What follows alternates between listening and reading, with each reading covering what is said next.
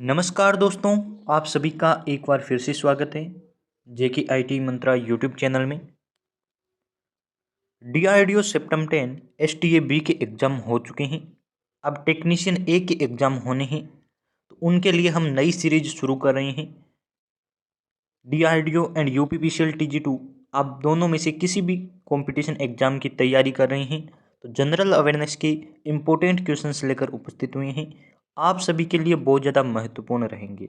और जैसा कि आप सभी को पता है, एसटीए के बी के एग्ज़ाम में हमारे 10 वीडियोज से 15 क्वेश्चन पूछे गए, तो हो सकता है आपके एग्ज़ाम में भी इनमें से क्वेश्चन पूछे जा सके। तो वीडियो को लास्ट तक ज़रूर देखिए। जो भी हम आपको इम्पोर्टेंट क्वेश्चंस बताते हैं वो आप नोट जरूर कर लीजिए और याद करने की कोशिश कीजिए। चलिए शुरू करते हैं। ये हमारा पहला पार्ट है। सीरीज का नाम रखा है छपने वाले प्रश्न, यानी कि इससे सेम क्वेश्चन आपको एग्जाम में देखने को मिल सकता है, तो लास्ट तक जरूर देखिए।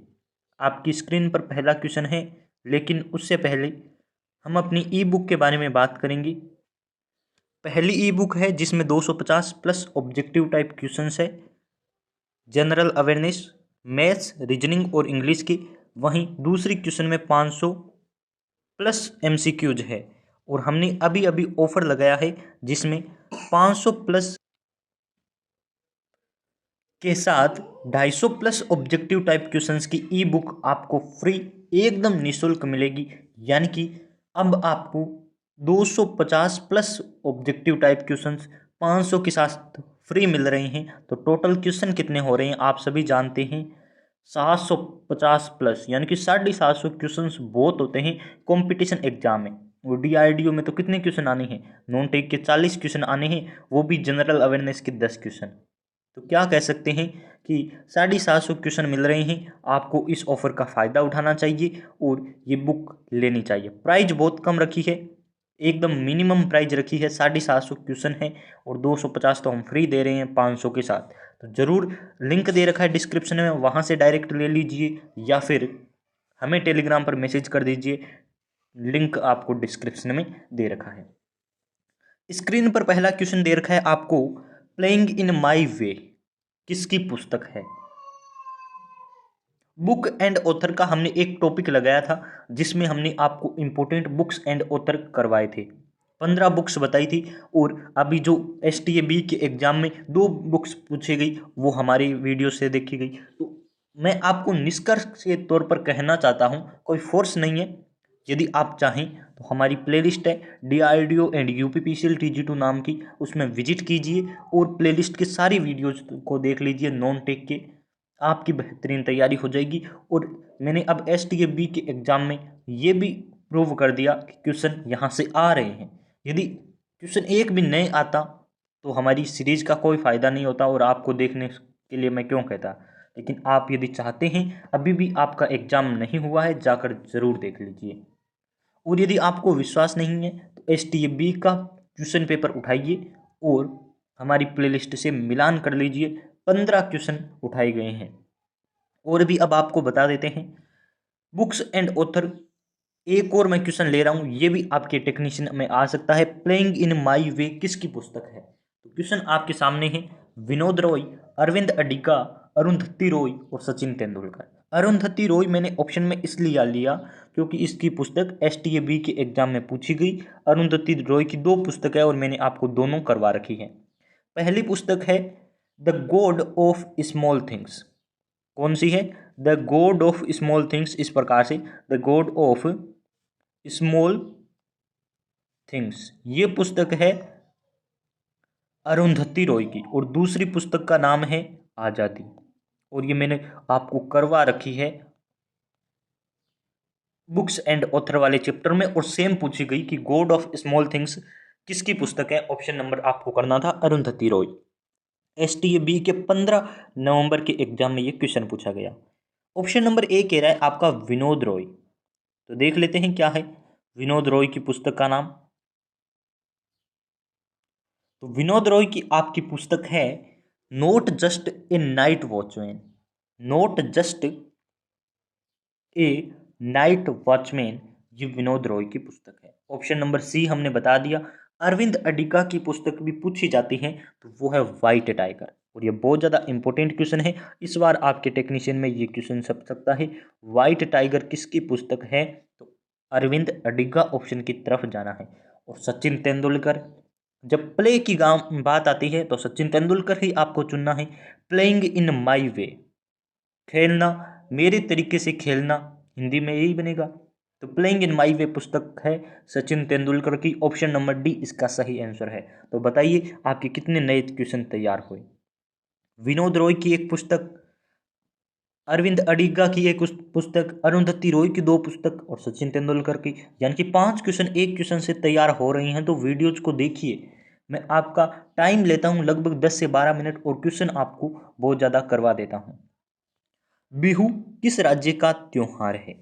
त्योहार से एक क्वेश्चन जरूर छपेगा, इसलिए हमने सीरीज का नाम रख दिया छपने वाले प्रश्न। तो बिहू किस राज्य का त्योहार है? कमेंट कीजिए, और हमारी शाम 6 बजे वाली लाइव को हमेशा ज्वाइन कीजिए। आपका एक लाइव टेस्ट ही होता है। बिहू किस राज्य का त्योहार है, आप कमेंट करके बताइए, फिर मैं आगे बढ़ाता हूँ। हाँ हाँ, कमेंट कीजिए, आपको जो आंसर लग रहा है वही करते जाइए। तमिलनाडु कह रहा है, तमिलनाडु पहला नंबर क्या कह रहा है? तमिलनाडु। तो तमिलनाडु के जो त्योहार है वो नोट कर लीजिए। एक तो है पोंगल, सबको याद होगा ना, पोंगल, और दूसरा है कल्लीकट्टू। ये सबको लगभग याद नहीं है, तो नोट कर लीजिए कल्लीकट्टू, ये भी तमिलनाडु का त्योहार है।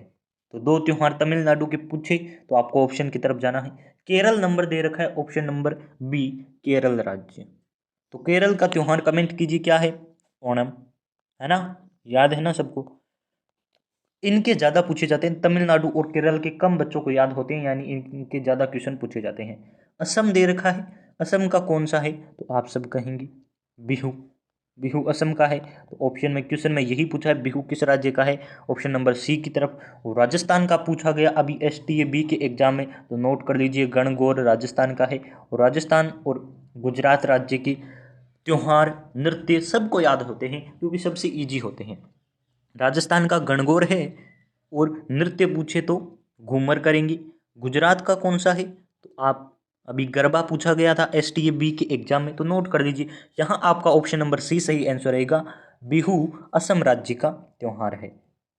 अभी आपके मैंने 5-6 और क्वेश्चन नए तैयार करवा दिए, 1 2 3 4 5 6 क्वेश्चन तैयार करवा दिए, यानी कि आपने 7 मिनट में 12 क्वेश्चन सीखे हैं, बहुत अच्छी बात। नेक्स्ट क्वेश्चन आपकी स्क्रीन पर है, और ये क्वेश्चन पूछा गया था 15 नवंबर 2022 की STAB के एग्जाम में। क्वेश्चन कह रहा है शिक्षा संबंधित अनुच्छेद कौन सा है? तो शिक्षा से संबंधित अनुच्छेद मैंने आपको पहले भी करवाया है, एग्जाम से पहले करवा दिया 2 बार, अब एग्जाम के बाद और 2 बार करवा रहा हूँ, यानी कि मैं STAB के एग्जाम से पहले मैंने इसे 2 बार करवाया। अब टेक्नीशियन ए से पहले मैं 2 बार करवा चुका हूँ, और 2 बार और करवा रहा हूँ, यानी कि 4 बार ये क्वेश्चन आपके सामने आ रहा है इस चैनल के माध्यम से, यानी कि ये क्वेश्चन बहुत ज़्यादा इंपॉर्टेंट है और छप सकता है। तो क्वेश्चन कह रहा है शिक्षा संबंधित, जब भी शिक्षा आए तो आपको 2 बातें ध्यान रखनी है। एक तो 86वां संविधान संशोधन, 86वां संविधान संशोधन है कब हुआ? 2002 में हुआ। ये ऑप्शन मिले कि शिक्षा संबंधित संविधान संशोधन कौन सा है? 86वां संविधान संशोधन है, 2002 में हुआ। निःशुल्क व अनिवार्य शिक्षा को लागू किया गया, और अनुच्छेद पूछे तो आपको करना है 21A।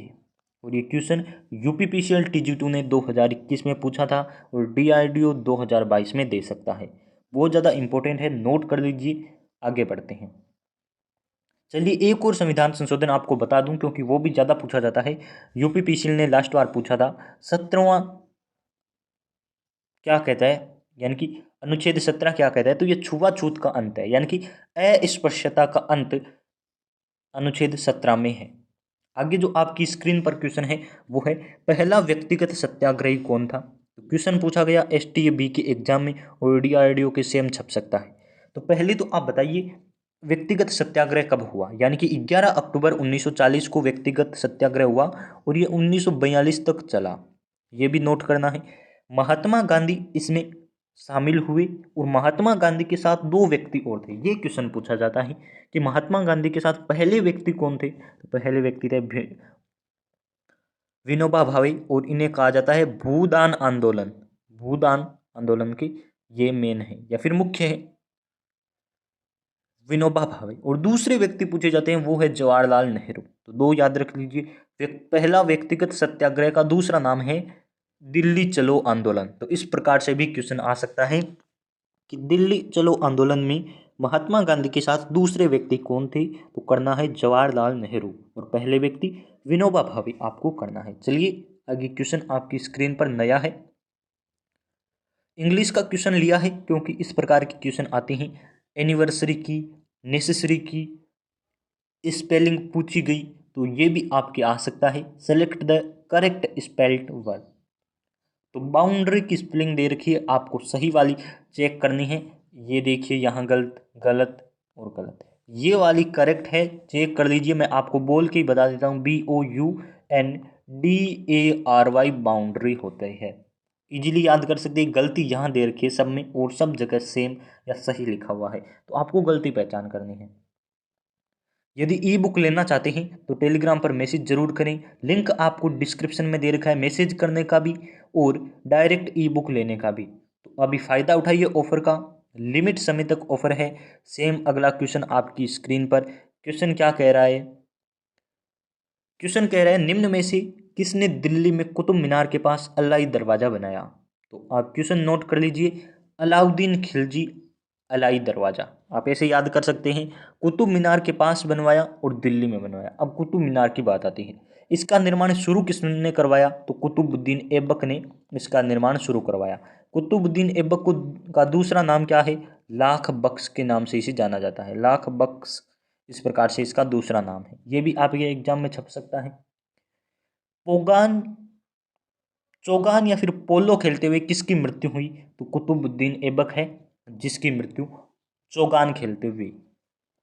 गुलाम वंश का संस्थापक कौन है? तो कुतुबुद्दीन ऐबक गुलाम वंश का संस्थापक है। इल्बरी, यामिनी, गुलाम वंश, एक ही वंश के तीन नाम हैं। कुतुब मीनार का निर्माण पूरा किसने करवाया? तो उसका राइट आंसर है इल्तुतमिश। इल्तुतमिश, इल्तुतमिश, ये